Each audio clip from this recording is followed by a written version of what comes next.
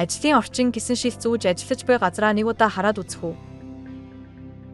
Аюулгүй байдлын удирдлага сайн байгаа эсхийг, сайн болохгүй байгаа зүйлсийг олж мэдхийг хичээгээрэй. Тохио ажлын орчин нь авахай аюулгүй ажиллах үндэс болдог.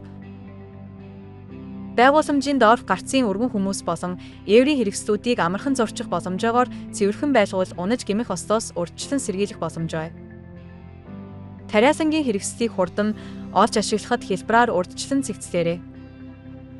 Ажлын байрыг ч мөн адил авахай ажиллах боломжоор цэвэрхэн байлгах хэрэгэ. Ясангуяа шавж усгах бодисуудыг хамаагүй энд авч болохгүй. Шавж усгах бодисуудыг аюулгүй хадгалах шүүгэн зөв цэгцлэж цоожилж хадгалах ёстой.